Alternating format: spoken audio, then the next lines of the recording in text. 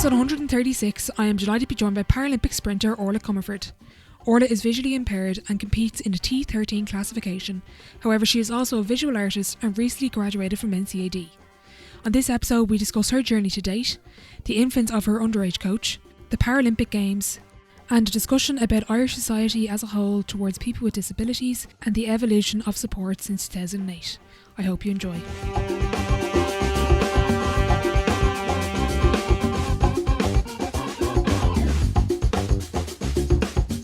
Okay, delighted to have Orla Comerford joining me today. Orla, welcome to the podcast. Thank you so much for having me. I have a very varied audience in terms of listeners who, if for those who don't know who you are, could you give a bit of an elevator pitch on who you are and what you do? Yeah, so my name is Orla Comerford. I am an Irish T13 sprinter. So T13 refers to the category in the Paralympics that I compete in. And that means that I am visually impaired. So there are three categories for visually impaired runners. T13, which is my category, which would be the sort of least visually impaired category.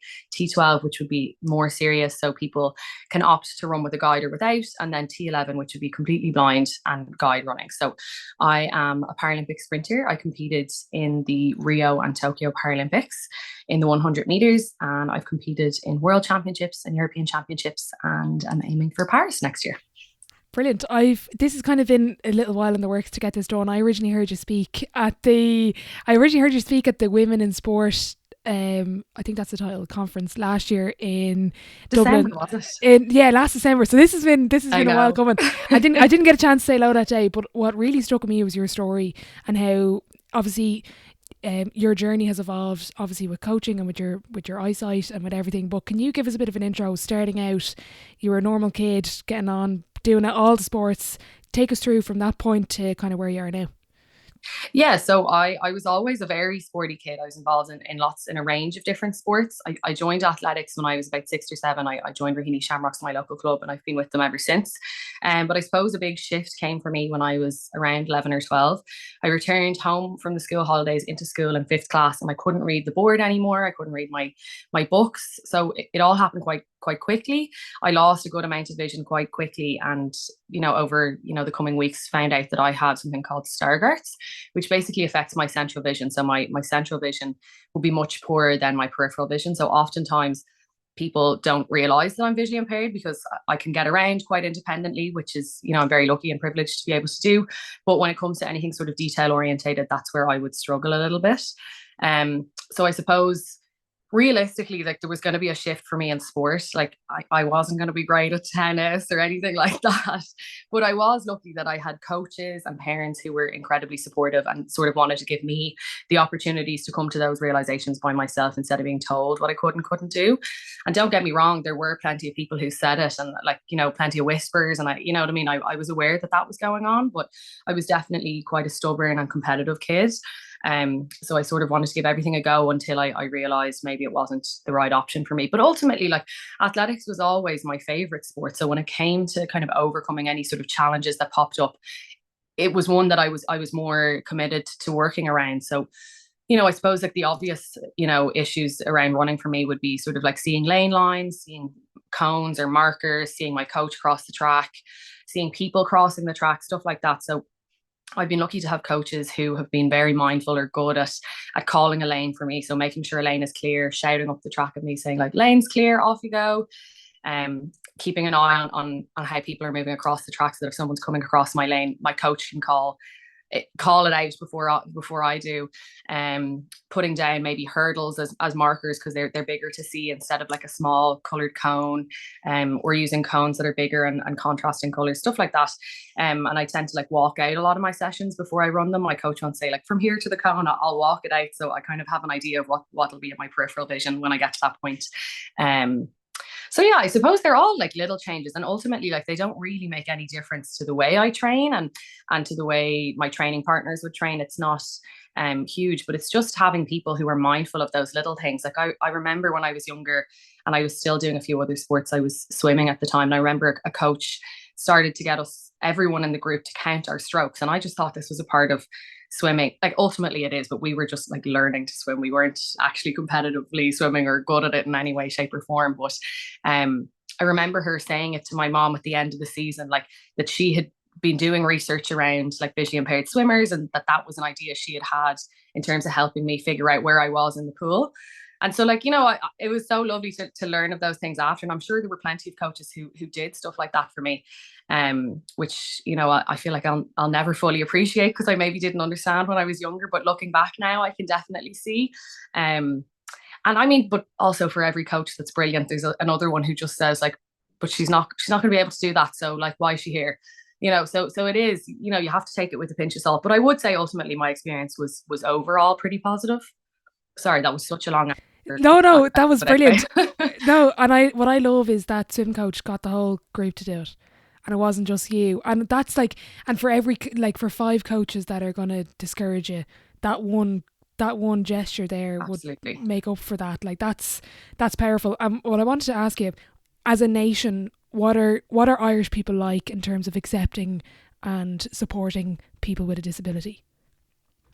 To be honest, I do think things are definitely changing. I think that there is a shift, and I think there's representation around like seeing just disabled people on the TV or as part of media, or as and say especially in sports as well, has definitely helped that to come along a lot. But there's definitely like huge work to be made. Like people speak a lot now about modern day Ireland and sort of issues around like homophobia or racism, which are very, very real issues in Ireland. But it's not often that people bring up ableism as a part of the kind of aspects where Ireland definitely needs to be doing more and a bit of work. And I think like I have advantage, I would say, a privilege of walking around the world and not being perceived as a person with a disability quite often, which does mean that my experience with the world is quite different to somebody, say, who's in a wheelchair or quite more obviously disabled.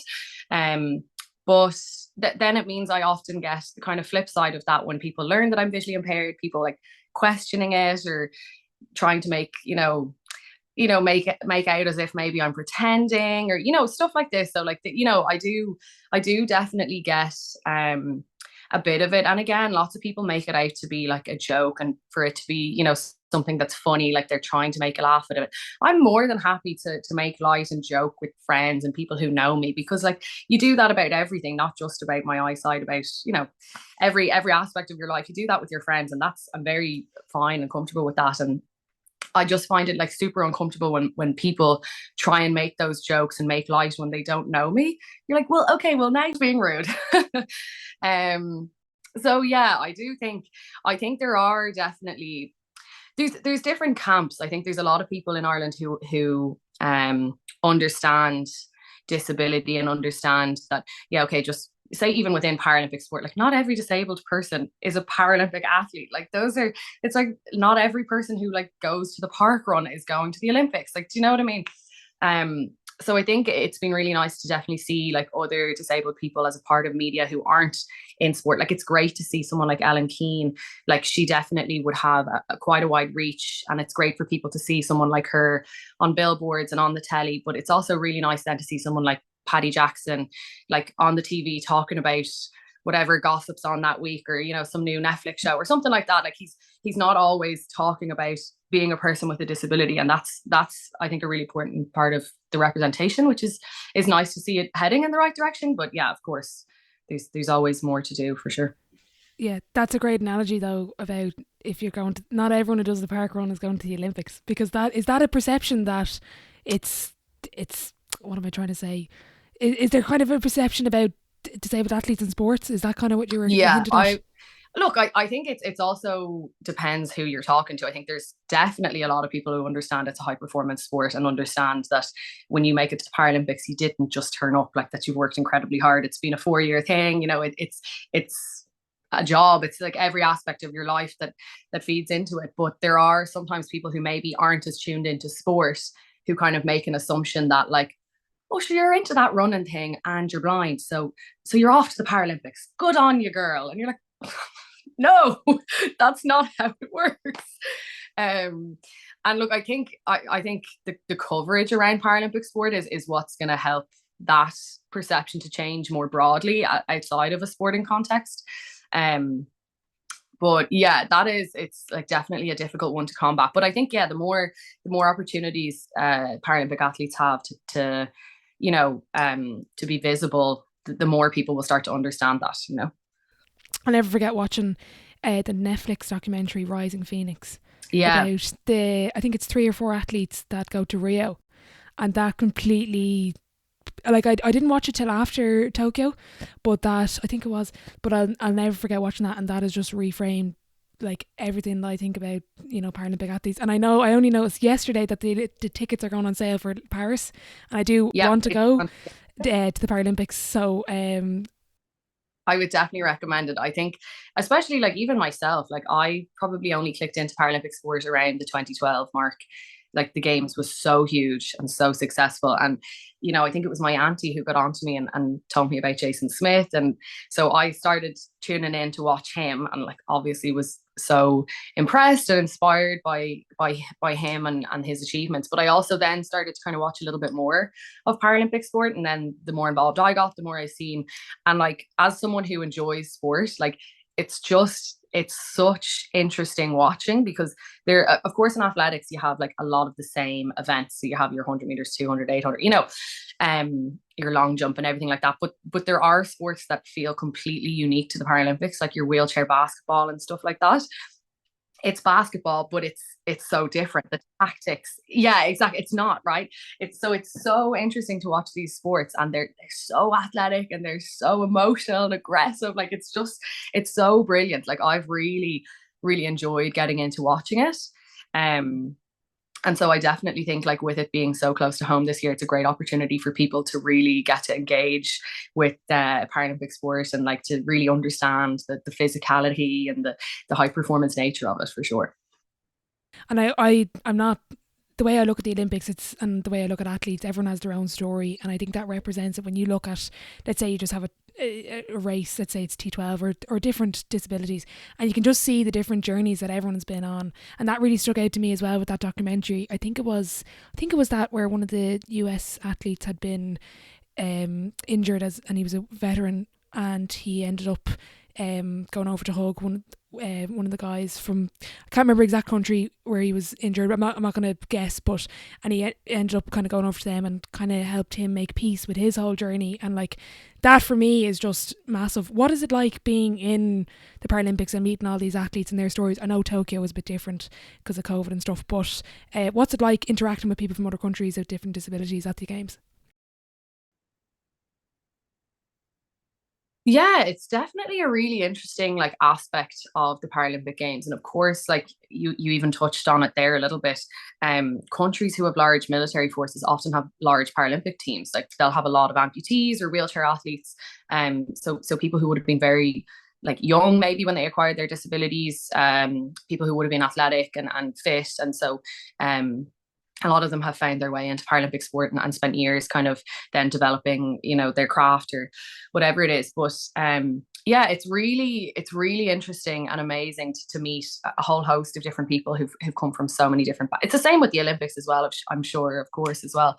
You meet people with such different backgrounds and stories and how they ended up there. But also, it's just like a real.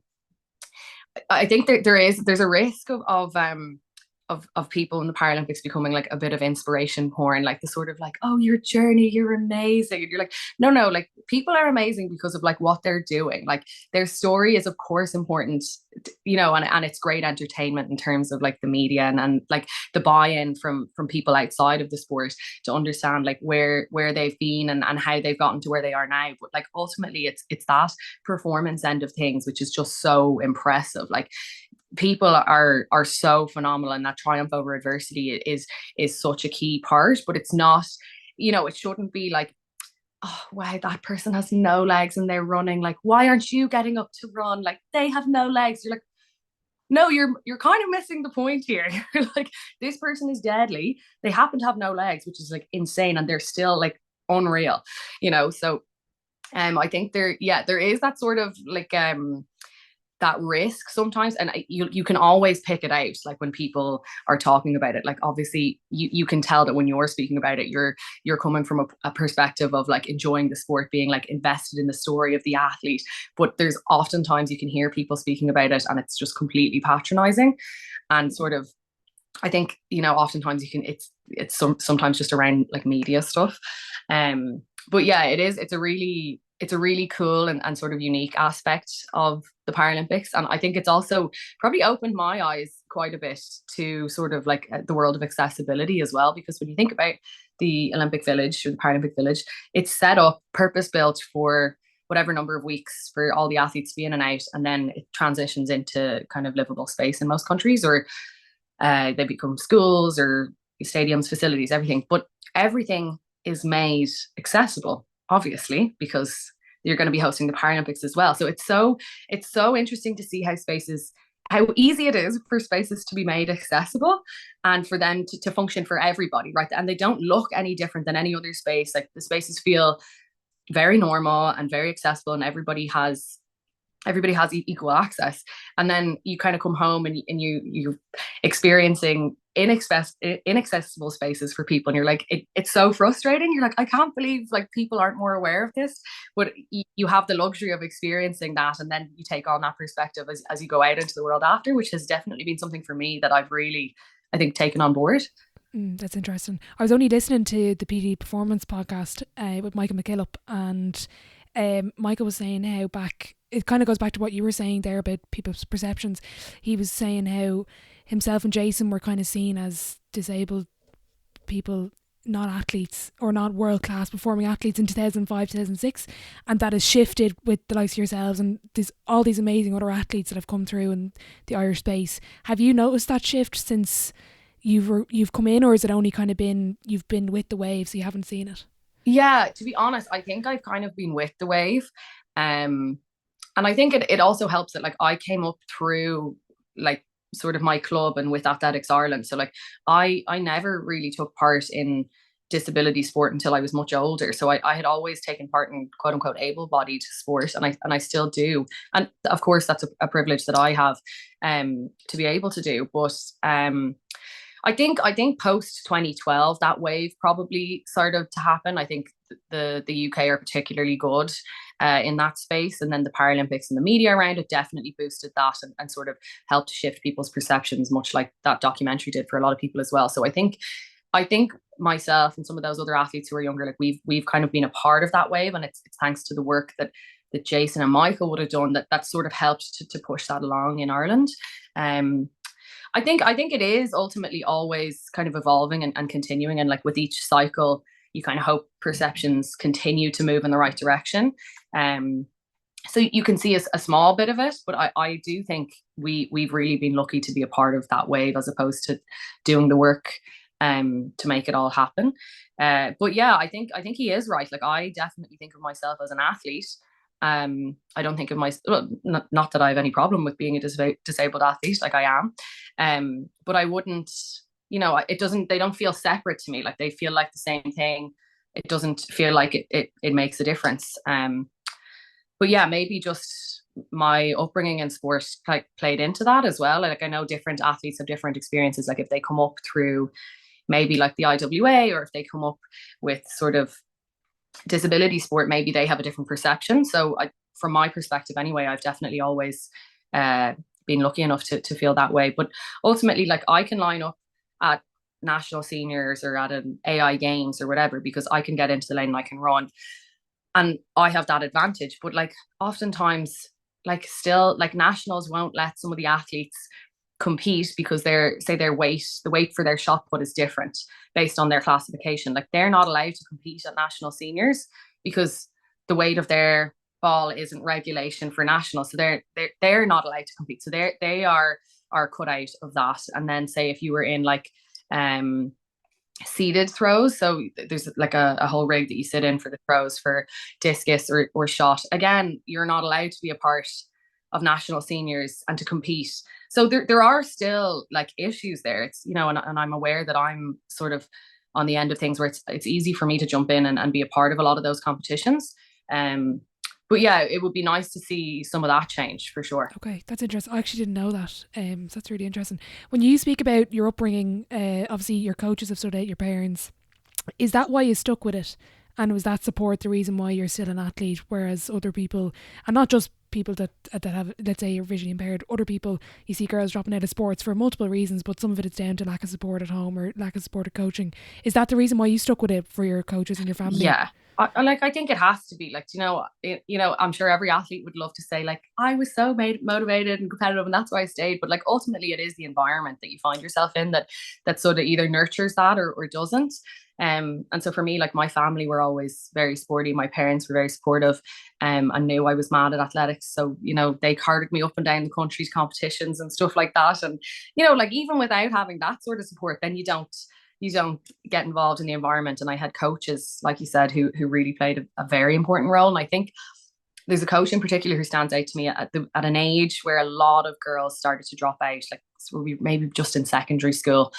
And it was just kind of like a bit uncool to care that much about sports. And I used to always get the like, why are you taking it so seriously? Like, it's not that deep, like about training. And like, I just used to hate that because I loved it so much. And I just like, of course, I was happy to come up and chat and mess with everybody. But when it came down to it, like I wasn't willing to skip the work. I wanted to do the work. And that's why I felt I was there. And I had a coach who really like nurtured that in me. And like, I don't remember it, but he always says that when I was young, I came up to him and I said, like, I'm going to run for Ireland one day. And he was like, oh, yeah, are you? All right, then you can show me. Like, which like I have no recollection of it, but like he always says it to me and he laughs. Like, but he would have taken the time out of his day and his life and his family to maybe come up and do a session individually with me on a day where I had, or a stage I had competitions coming up or something like that. And again, like he really instilled a huge confidence in me about myself. And I think that's an age where it can be quite easy to kind of feel very unconfident about yourself or not quite sure. And he built great confidence into me. He encouraged me in my work, and he kind of said like, like these other girls are here and they're enjoying it. But he was like, you're doing more than just enjoying it. Like you want something more here. And like, don't forget about that. He used to always say like dream, determination and dedication. And those were the kind of the three the words he used to kind of reiterate to us all the time. And his name was Damo, so we said you always had to add Damo at the end of it. But ultimately then it was quite important that when I got to a stage where I had sort of like moved on from where he was coaching and the age group that he was coaching, that he was the person who really helped me make that transition up to sort of like a higher group. And that the difference between like doing a load of sports and doing one, like athletics was always my main sport. I kind of did a few other on the side, but I never really enjoyed them as much. And I'm also a horrible team player. I'm just way too selfish. And I can admit that. But I kind of made that change when I was 15 or 16, where I took athletics on as sort of my only sport. I let the others go behind and I moved up to train with Brian.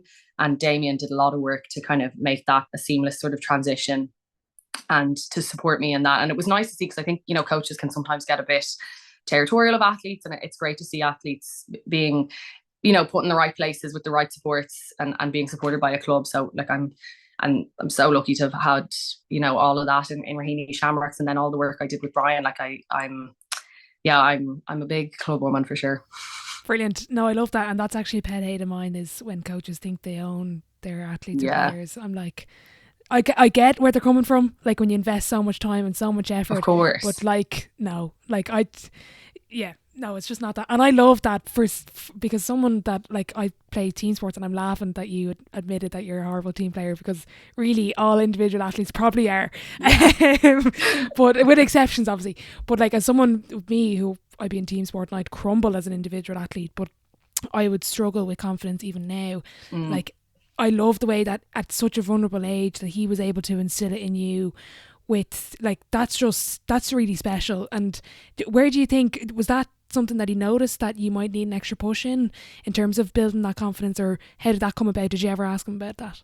No, I never really have, but I suppose I watch him now with the younger groups, because they'd often be up training at the same time as us. And I think it's just like, it's probably something he just does with athletes who he sees potential in, or who he sees underconfidence in. You know what I mean? He's really good at picking out athletes who just need that boost, or that kind of, word of advice. You know what I mean? I think he's a brilliant character, and he kind of felt like a bit of a father figure, and his sort of guidance was really great in that stage. I'm not sure that it was a sort of a specific, I don't think I was an underconfident kid. I think I was actually like a bit annoying and loud, I'm sure. I probably became less confident as I got older and started to kind of maybe question myself a bit more. But I think he just kind of understood that I had a real passion for it, and I had potential. So he wanted to help foster that in me. And he understood that age group needs a bit of confidence building to be able to take that up. Um, yeah, I suppose that's probably my perception of it. And then look, ultimately, I'd coaches later on who helped to instill confidence in me, in sort of my abilities, in my voice, in my understanding of what I was doing, all of that. So I think it was probably more conscious later on from coaches. But I'm yeah, I'll have to ask them. Okay, interesting. And I was actually interested there in the fact that people were kind of saying, oh, why are you taking that seriously? Because I found with kind of being involved in sport and now being involved in coaching, there's a massive respect for, I coach Gaelic football, so there's a massive respect amongst teenage lads for talented ladies footballers that they see, and they're saying, oh geez, that's your one there, she's deadly. Like, is that something was that something more from classmates that weren't involved in sport or were involved in sport? What way did that work?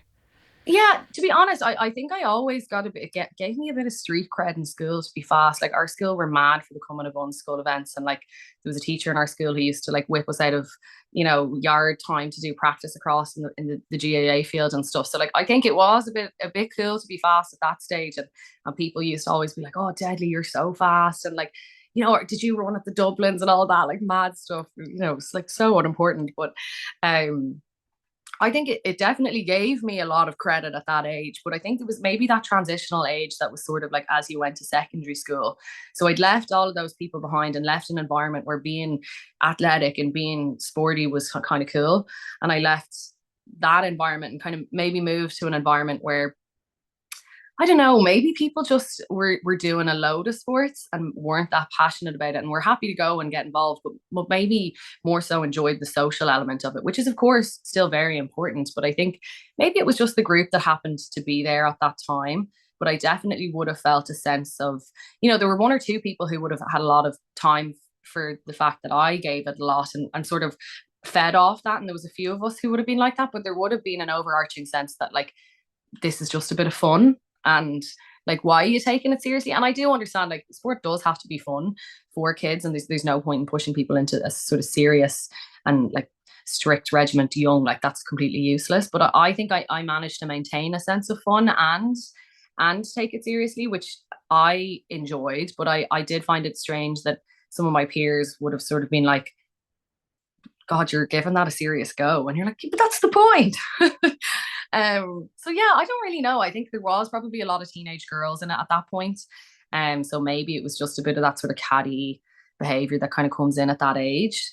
But yeah, I also think like maybe it's a sense of the green monster a bit as well. Like I think, when I think about myself in team sports settings and like I wouldn't have performed very well in them, and like would I have thought that about someone who was good at that sport? Like maybe, like I don't have a memory of it, but I'm sure like there is an element at that age, sort of like maybe when it's not something that you're completely strong at and someone else is stronger at it, you kind of say something to take them down a notch, kind of a thing. Yeah, maybe that was just it, to be honest. Okay, interesting. And was there ever a moment for you at underage, or what was the point where was there a moment or a race where you said, geez, like I'm pretty good at this, like I could kind of progress into the senior ranks, not only at underage, because obviously you said that you were always fast, but was there kind of a moment where you kind of said, geez, I could kind of go far with this? Yeah, I don't know really. Like I definitely, like I would have started out competing and being very much middle of the pack, and then maybe I was 13 or 14 and I would have been winning races then, and then I probably drifted back to the middle of the pack and then kind of came back up, and I was starting to do well again and win like national medals, and then I sort of kind of slipped into an injury cycle that sort of went on for years and years. But I think that sort of, when I was coming up into like 18, under 17s, under 18s, under 19s, that sort of age group, that's when I'd moved coach. I was doing athletics kind of as my only sport. That was kind of definitely a stage for me where I was like, oh, I can see progress when I'm putting in the work now. And when I commit to this, I'm seeing a difference. And like maybe if I really give this a go, I can like move up to the next step. I kind of, you know, at that age, I would have been looking at the under 20s or under 23 Europeans, and I looked at those standards, and those would have been something my coach and I had looked at and been like, those are like manageable. Like, we can do that. We can go for that. Or like, we can push to be on a relay team or whatever. So I think it was probably that age that I started to think about those things. But ultimately, like, none of that really happened for me, because I ended up getting injured, and I missed on a few years where things might have happened, didn't quite happen. And then 2016 rolled around, and I kind of linked in with Paralympic sport. And then again, like, I would have had huge questions in my own mind. Like, I was aiming towards the standards for Rio, and like looking to get qualification for that. But I maybe was a little bit underconfident in that. I sort of was, you know, well, I mean, rightly so. I sort of just made it. But I think maybe having had those ideas or goals in mind and not having achieved them sort of maybe seeded a few kind of doubts for me when it came to Rio. And so maybe then I think like that working out and making it there sort of really shifted my perspectives. I was like, you know, there's no point in allowing those doubts to creep in. Like, you know what your potential, and I know potential is like, it's the worst word ever, because like, you know, everyone has potential and talent. Those are separate things, and hard work and everything. But yeah, I think my coach Brian was very good at sort of, he'd set out at the start of the season, and he'd give you a few times, and he'd say, we're going to run them at the end of the season.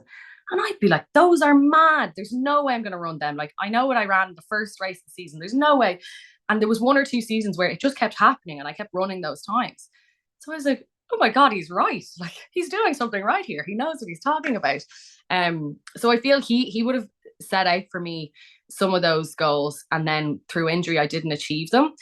And I used to hold on to those quite closely and be like, well, I'm capable of running those times. Like, I know that. My coach knows that. Like, that's definitely going to happen. And then year after year, when it doesn't happen and the injuries continue, it can be easy to start to be like, am I a bit mad for thinking I can do that? But being able to hold on to that quite tightly and be like, no, I am able, I'm well able. And like, even like in the last sort of year, especially for me, coming out of that injury cycle and kind of reaching some of those goals and being like, God, that bar was so low. Like, I can go way higher than that. Like, okay, like, what's the next step? Like, these are the next goals that I'm sort of setting out of it. So it's kind of been, yeah, I don't even know where that question started. I've rambled a bit there, but that's anyway. okay. No, but there's actually something I want to ask you in terms of being injured. And you're talking to someone here who's been injured for 10 years. And when you've got to kind of a good level, my own injury, like, I was playing at a good level and I got injured and never got back to the level I was at. And the way I look at it now is, oh God, I never got back to it. But talking to athletes like this has really shifted my perspective of it should be like a motivator to get back. But yeah, or how do you find it? Is it like, oh, I was at these heights, I'm never going to reach them again, or it's, oh, I was at those heights already, I can get back there, I've done it before? How do you look at it?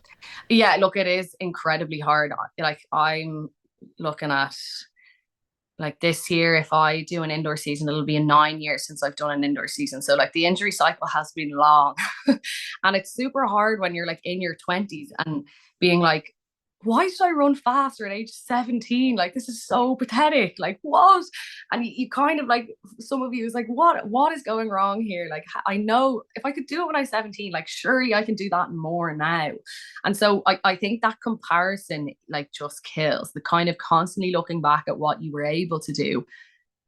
It like that for me, I actually just had to stop doing it. I was kind of like, there's no point in looking at that and being like, I had the potential to do A, B, and C back then, and I ran this when I was only training like that, and you know, like all those kind of things. I think I just kind of had to cut them out of my thinking.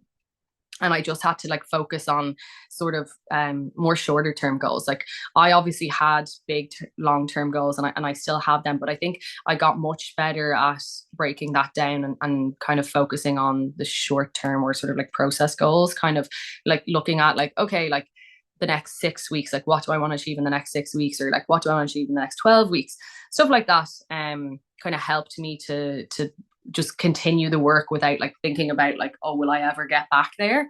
Like, ultimately, like every so often you do kind of have those like spirals, and you kind of have to like let yourself have them and then be like, okay, there's no point in going there. That's not helpful. Like, okay, what's helpful for this week? Like, okay, I want to lift a heavier weight in the gym, or like I want to do an extra rep at the track, or whatever it is, like, you know. That for me has kind of been helpful. Yeah, and is that something that you do by yourself or with your coach or with a sports psychologist? How do you set those goals? Yeah, I mean, at different points, it's been different. Like I would have done that with like my physio and S&C coach, Downey Fox. I know you've had him on the podcast before. Like he was great at that stuff with me. Like sort of, I think to be honest, like he probably taught me how to do that without being overt about it. Sort of like just coming into him and doing my sessions, he would have been very clear about like what we were doing, why we were doing it, understanding the why, and sort of buying into it then, and working towards something so that we could then work towards the next thing. So I think that was really, really helpful at like teaching me it without kind of it being a conscious thing. And then subsequently through the years, it kind of shifted from, different people setting those goals. Like, of course, when you're more injured, it's a physio who sets those goals. And then when you're doing a bit better, maybe it's a coach that sets those goals. And, like I would have worked with Jessie a bit, Jessie Barr, another person you've had on this podcast, in 2021. So I was coming into Tokyo. So that year I would have worked with her a bit. Again, like my injuries had just been like ongoing, and I'd get to a point where things were going quite well and then would start to break down. And, so I feel like I lacked a bit of confidence there. I'd be like, it wasn't that I lacked confidence, to be honest, actually. I was realistic. I knew my strengths and I knew my weaknesses, and I knew my weaknesses were growing as those injuries were causing me more issues. So I knew that I had a strong start, that my acceleration was good, but once I reached max speed, I knew that my race started to break down, that I didn't have the endurance, that I couldn't maintain the positions correctly because of pain. Like I knew all of these things. And she was good at getting me to sort of be like, okay, but like you can't control that. So instead of focusing on the things you're not good at, like take a minute to acknowledge the things you are good at. Take a minute to walk through the things that you can execute well. Like those are the things you kind of need to talk yourself through, before you go into a race. And that was definitely something like I'm not someone who gets nervous before a race. I'm someone who feels really quite comfortable in a competition setting. And I feel like I'm able to hype myself up to the right sort of level of anticipation without being too nervous or freaked out. And I've always kind of felt very comfortable in that space. But that year I probably just needed someone to say like, just think about the things you're good at because you're really good at them. And so that probably was a great, space for me to take that on board. But again, then that's not something that I actively sit down and think about. But when I catch myself thinking about how I'm talking to myself before a race, I'm probably still doing that. I'm kind of like, oh yeah, I am good at my starts. Or like, I'm coming out and I'm like, I know I'm going to put pressure under these girls when I come out of the blocks. I need to not let them put pressure on me when they come back on me. I need to just stay relaxed, because like that's ultimately being relaxed at the end of the race is my best way of trying to maintain. Like I know I'm not going to be as strong as them, but if I try and push against them, I'm going to tense up. So stuff like that is probably, you do it once or twice with someone and it kind of stays with you for, the future. So I think like all of those people have played a role. So like Donny and Jessie and Brian and Mick, my coach currently, and Kira, my physio at another stage. So like all of them have probably played a role in helping me understand that sort of process mindset. Okay, that's interesting. And when you're going into a race, like I'm always fascinated by something that lasts for what, 12, 13 seconds. Like, what do you think about before and during? Do you have time to think, or like, do you remember when you're in the heat of the moment of a race? Can you be like, oh yeah, in that race I was thinking about this, or is it very much like just black out and just run? Definitely don't think of anything when you're doing it. If someone says they do, I honestly, maybe they're more intelligent than I am, but like I'm definitely not. Like there's space for memory at the end of the race. Like you can finish in race and be like, I know I felt strong out of the blocks, or like I know I stumbled, or I know I got tight. I feel like there's space for sort of recollection when you finish a race. But when you're going through a race, I don't have really many thoughts. Like if a thought crosses my mind, it's just like relax or like push. Like it's more so like a cue that I feel like I'm hearing from outside of myself a little bit, as opposed to an actual conscious thought. But yeah, I think before a race, especially when like, obviously it's very different when you go to an international stage and you're going through call rooms and it's maybe 30-40 minutes with your competitors in like very tightly packed rooms, and it's silent and you're moving from one to the other. Like I think it's an easy space to get overwhelmed if you let it. But I'm very lucky to say like I'm definitely someone who's always kind of kept my cool in those spaces and feel very relaxed. I know my process. I understand what I need to do. I know when I need to stand up and move around, when I need to sit down and relax, and I don't let what the other people are doing in that space intimidate me or sort of like make me like question what I'm doing or what I'm confident in. And I think that just comes with like time and experience, honestly. Like I'm sure I definitely didn't feel that way in Rio, but come Tokyo, I know I felt very relaxed. And especially this year actually at World Championships, probably the first championships I've gone into like in a good place injury wise. Like I did have injuries this year, but in my mind quite minor compared to other years. So I think that confidence of knowing where you can perform at also helps to build that sort of feeling.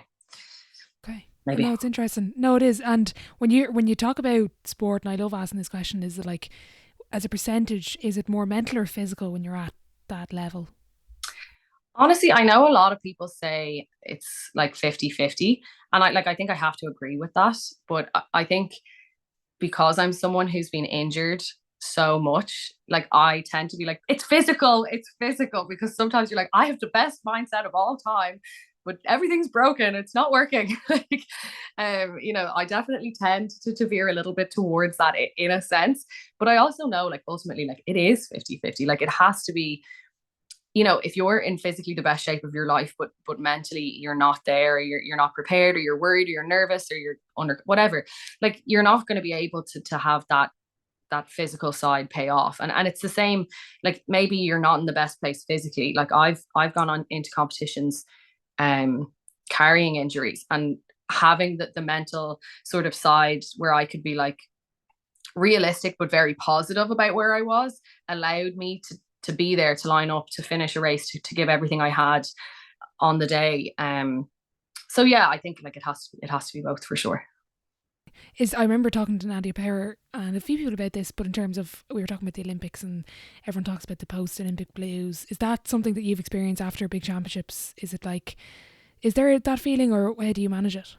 Yeah, I think like for me, I finished Rio and went straight into college. I went into NCAD, so like that was like something like so big and different and new, and like I was already late, so I was like catching up on work. So for me, there didn't feel like a even time to think about it. Like I was straight back into work.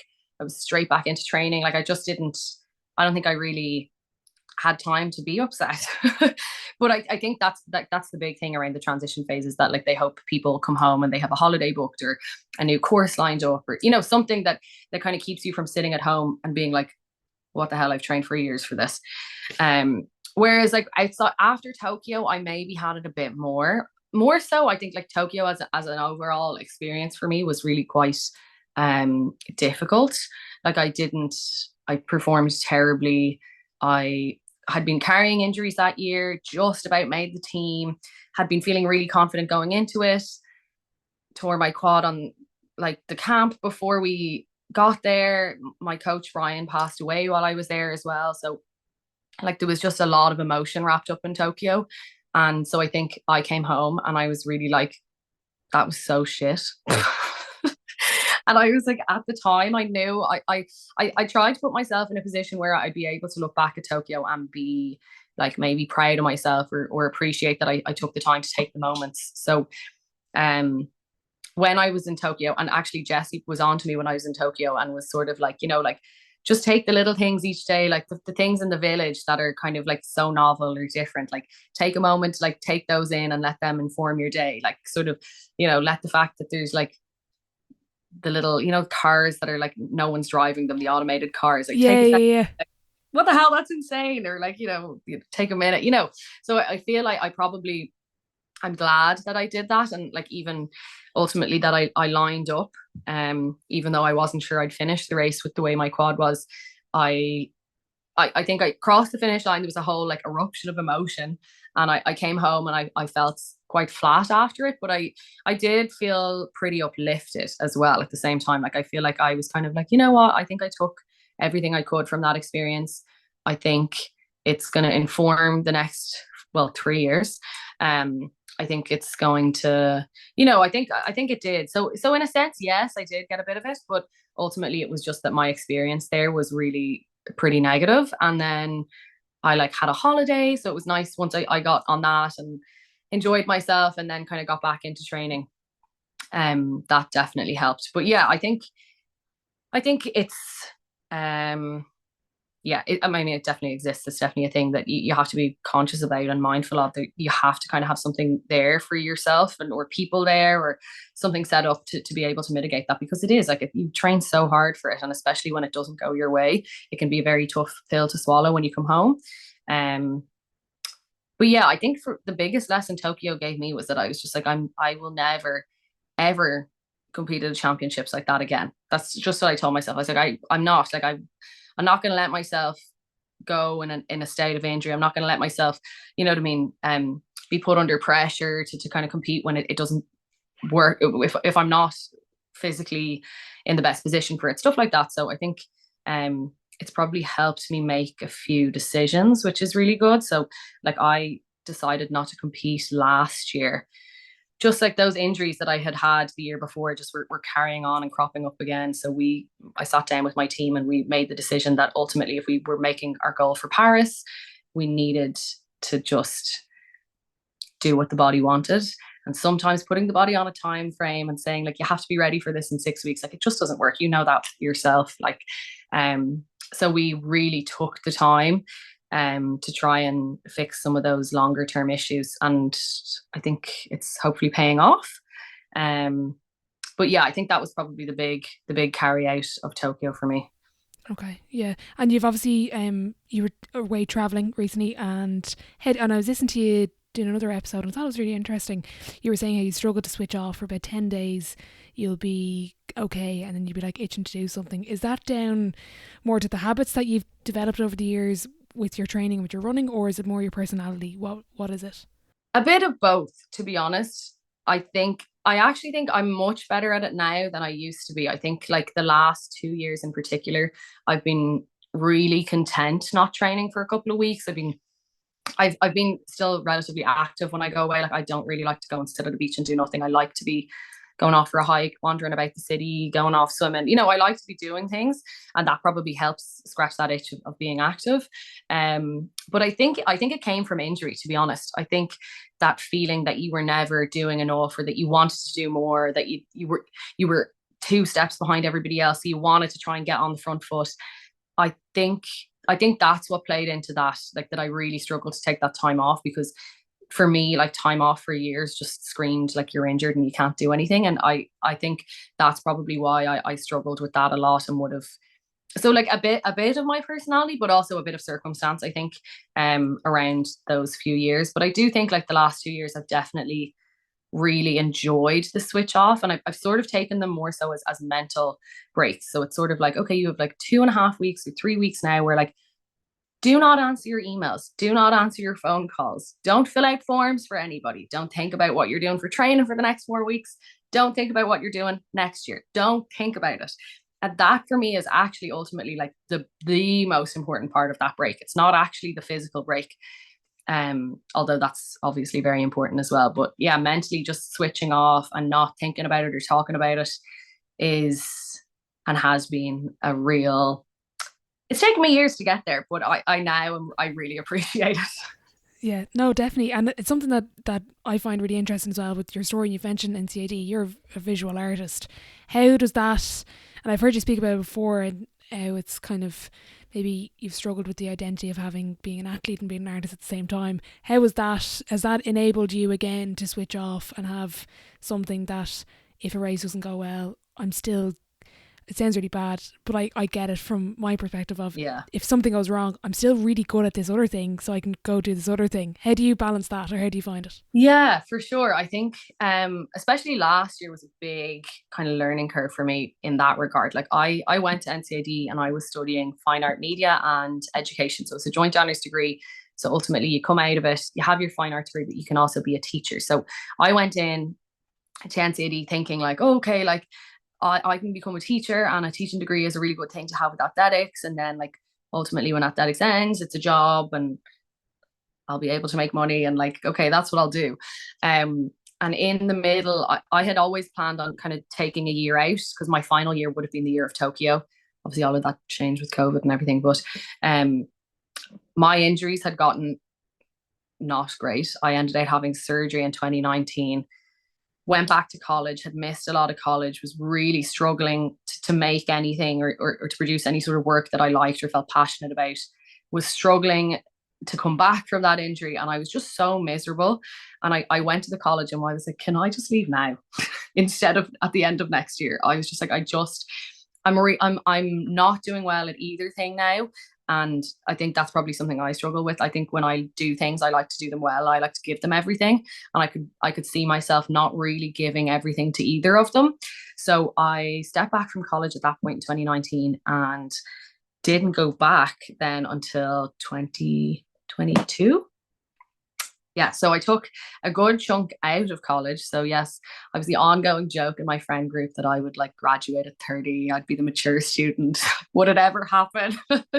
But I actually think that time away really helped me to understand the importance of the artwork in my world and the importance of the separation. So I went back into college and like loved every moment of it. Like I totally went in with rose tinted glasses. I was like, this place is amazing. Like I love it. I love everything I'm doing. And I think I was only really able to go in with that freshness because things were much more regimented and going better in running. So I then found that when there were upsets at training or things didn't go well, it was really nice to have something that kind of took me away from it mentally, because I'd spent so many years where like everything I thought about at every second of the day was running related, injury related, recovery related. Like everything was so tied up and completely unhelpful, honestly. Like you can't spend every moment thinking about those things. It just makes them worse. So going back and then realizing that I had this outlet, I ultimately decided at that point that I wasn't going to continue with the education degree. So I continued just with fine art media because I never really enjoyed the education. I didn't really want to be a teacher at that point anyway. So I was like, again, I was just doing that to keep people happy, even though no one asked. I was just sort of like thought it was the good thing to do. So I was really glad that I was able to kind of make that decision and be like, okay, well, this is something that is really important to me, something that I really enjoy.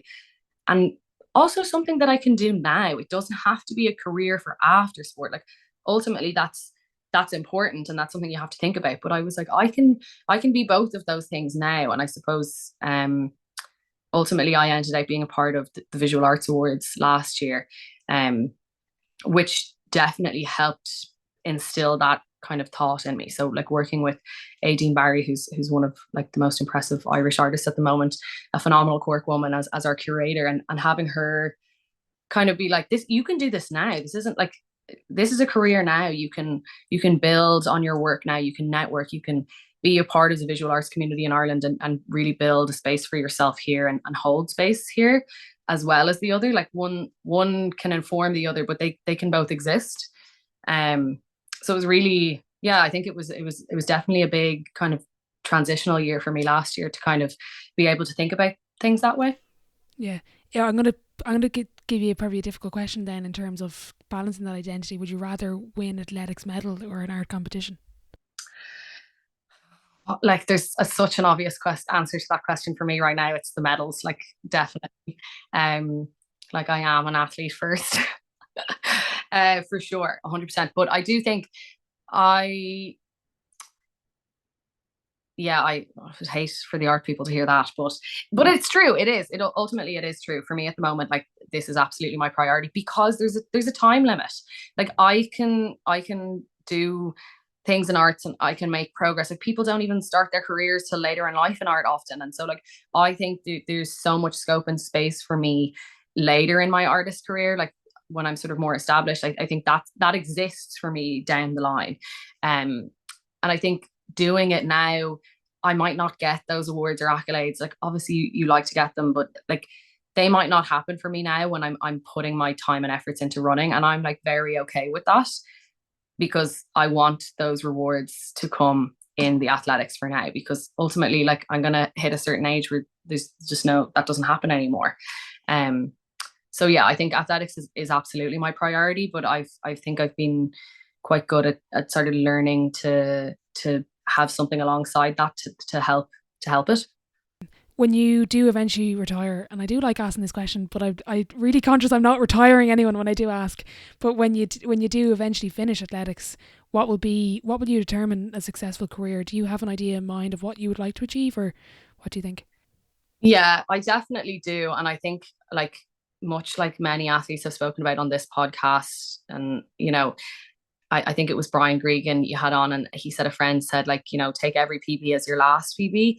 I definitely don't do that. Like, I'm completely obsessed with the goals that I have, and wanting to do better and wanting to do more. And the people around me and my sports staff recognize that. So I think sometimes they're very good at being like take a goddamn day off. Would you just like be excited for once? Like, take the win, take the compliment, whatever it is, like, take a second. Like, it's been 8 years. Like, just accept that you run a PB, and like, it's not the PB you wanted, but just like, come on. Like, okay, yeah, thanks so much.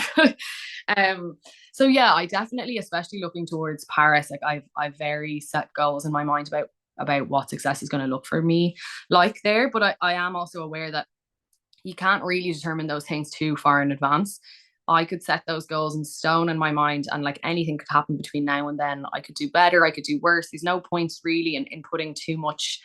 I'm saying there's no point putting too much thought. Like, I put so much thought into it. I think about it every day. There's no, like, that was such a lie on my part.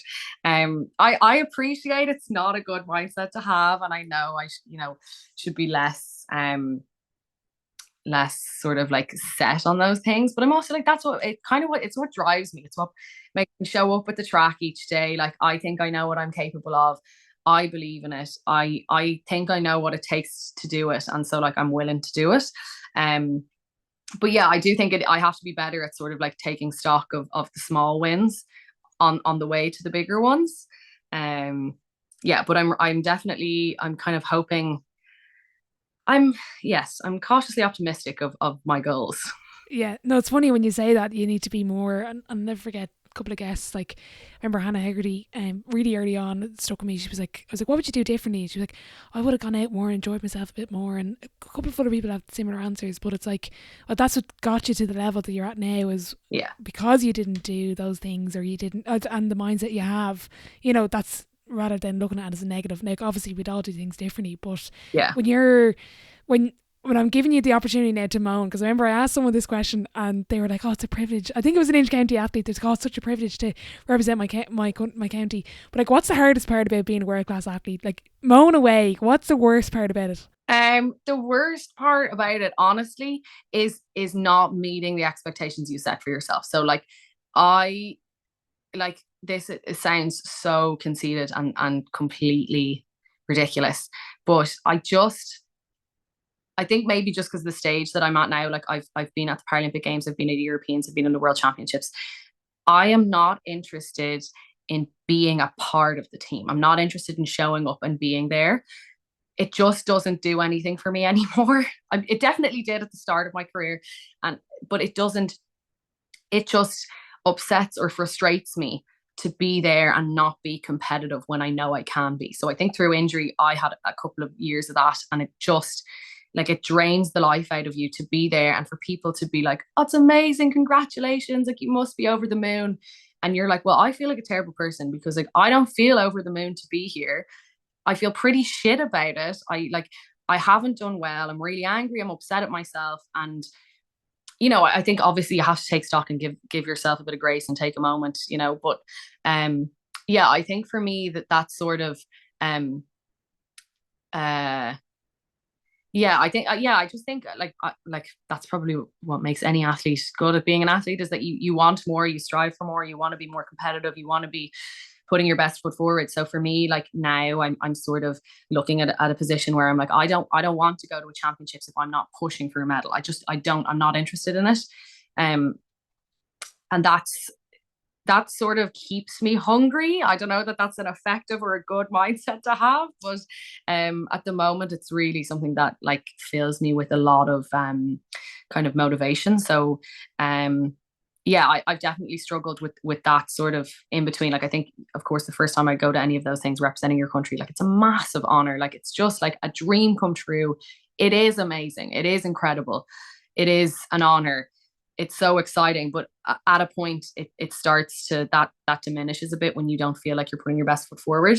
Um, so I think for me, I hope and I feel like I'm potentially on the cusp of getting that feeling back where I'm like in the Irish Fest and I feel incredibly proud to be there and proud of myself and feel like I've done my best, you know?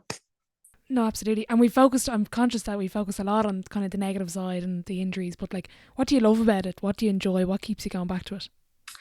Honestly, like I just like the feeling of being at the track. And I think that's like in those injuries, I probably wasn't running a lot. I wasn't on the track all of the time. And that's where it actually got easy to be like, why am I doing this? Why am I here? I don't even enjoy it. But when I'm on the track, when I'm up doing those sessions, I just get such a buzz out of them. Like I really just I love being on the track. I like say my gym sessions. I don't love the gym as much as I do the track, but I love doing stuff in the gym that I know has an effect on the track. Like I just it fills me with so much joy, which sounds makes me sound like such a sap, but like I just completely love it. Like I love the routine. I love the pushing myself. I love the those that goal setting that's sort of like chasing a new PB and a hang clean or chasing a new exercise or something like that. I really like that gives me like such a rush. Like I definitely love setting those kind of goals for myself and achieving them.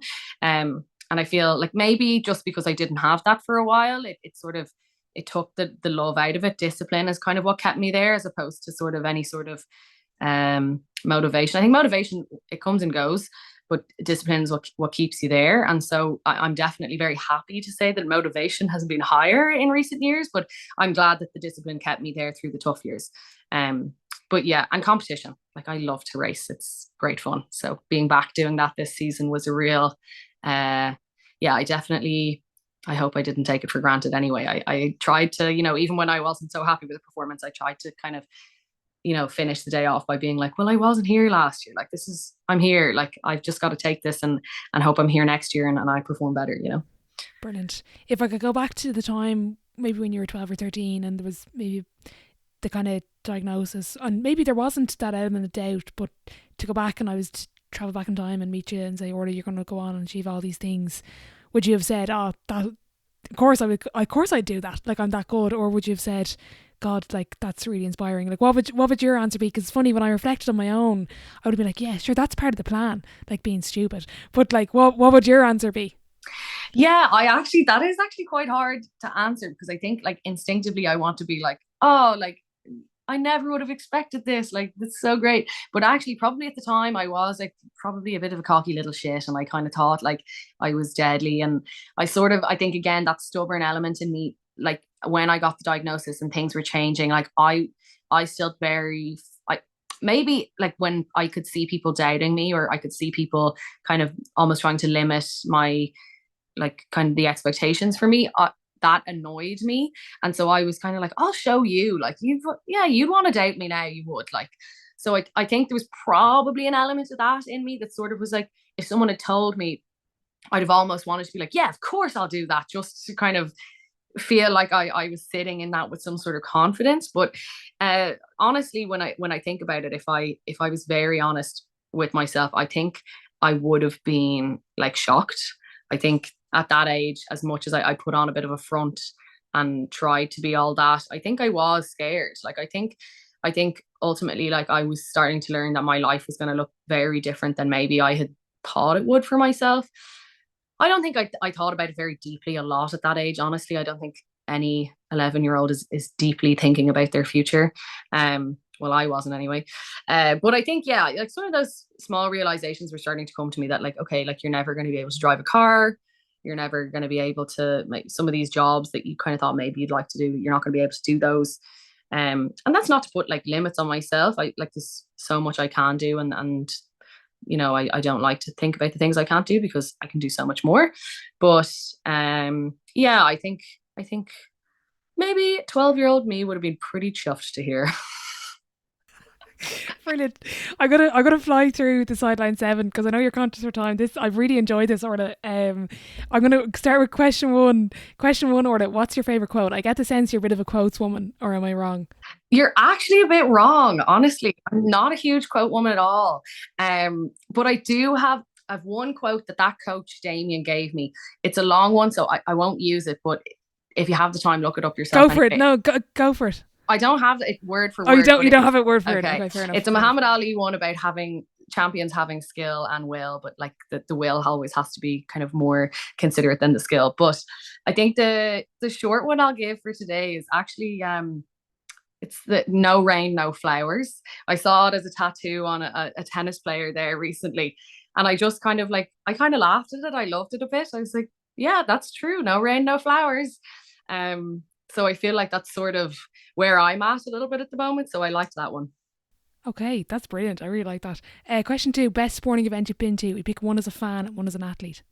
Oh, that's quite hard. Okay, as an athlete, and this sounds counterintuitive, but we got to be in the stadium when Jason Smith won his final Paralympic medal. And obviously the crowd was not there, didn't exist, but like there was a few from the Irish team there. And it was probably the closest he's ever been pushed in a medal. There was like 100th in it or something, 1,000, something, very small. So being there to experience that was definitely very exciting. Yeah, really, really exciting to be.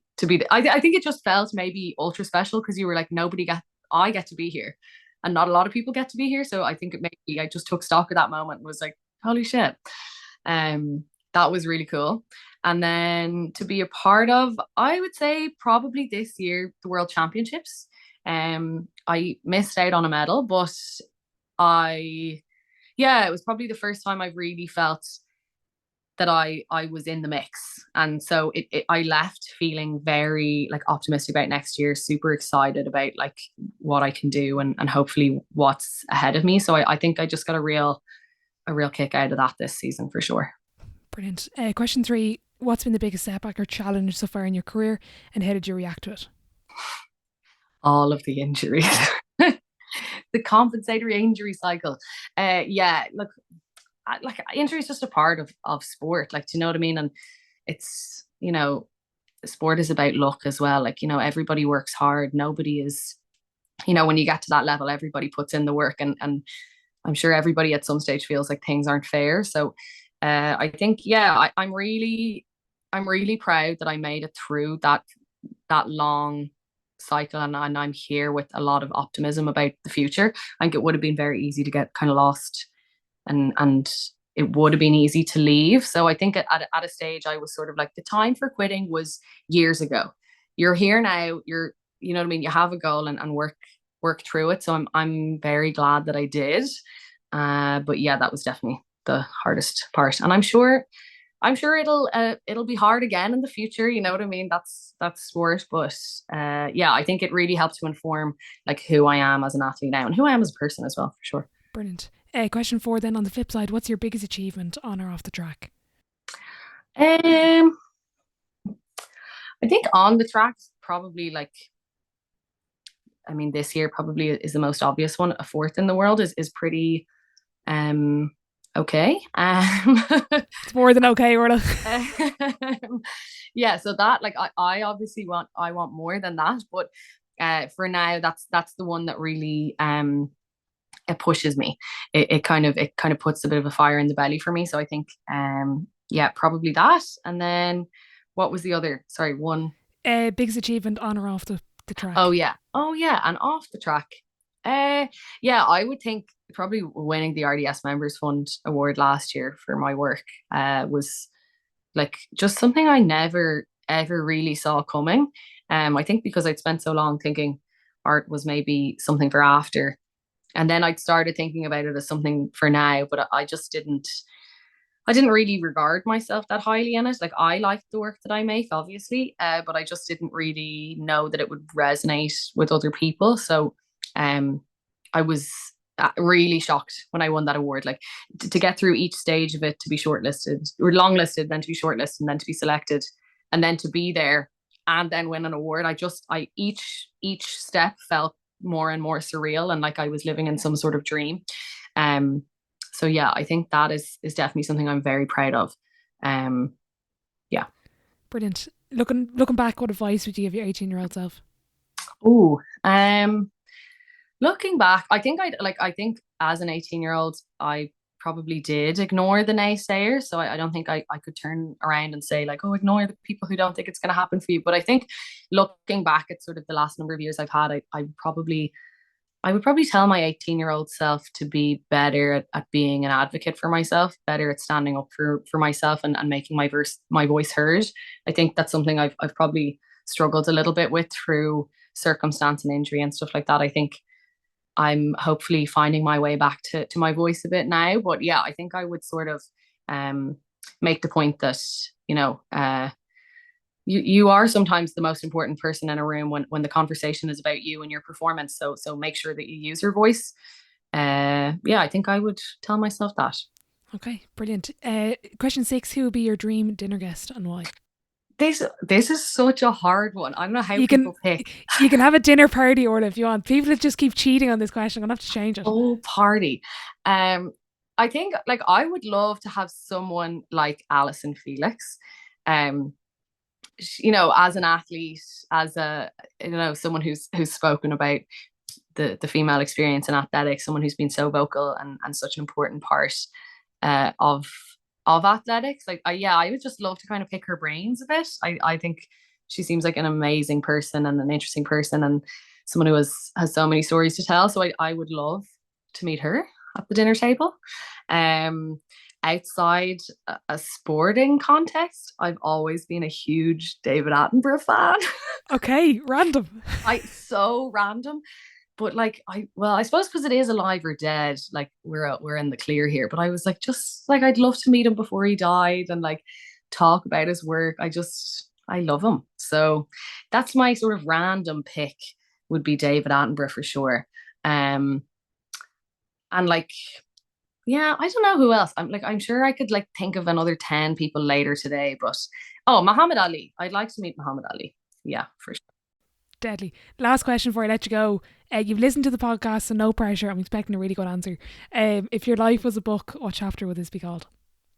I actually thought about this because I was like, where am I? Like, what is the chapter? Is the chapter sort of like the come up, the comeback? Like, where are we at? But I actually think I kind of thought about when you asked about the quote and I said the no rain, no flowers. I kind of feel like I'm now in a stage where I'm like hoping for flowers. So maybe something like that is my chapter right now, like waiting for flowers or hoping for them or something. Yeah. Okay, very good. Orla, I'll let you go. Thanks a million for your time again. Thank you so much for having me. A big thank you to Orla for joining me on today's podcast. I originally heard Orla's story in person over a year ago, so I was delighted to finally have her on to discuss her journey to date. I just want to wish her the best luck with all of her future projects off the track and a busy year of competition ahead of her in 2024. If you are enjoying the podcast, please do leave a rating and a review on Apple Podcasts and Spotify, as it does help the show grow. As always, thank you for listening, and I'll catch you in the next one.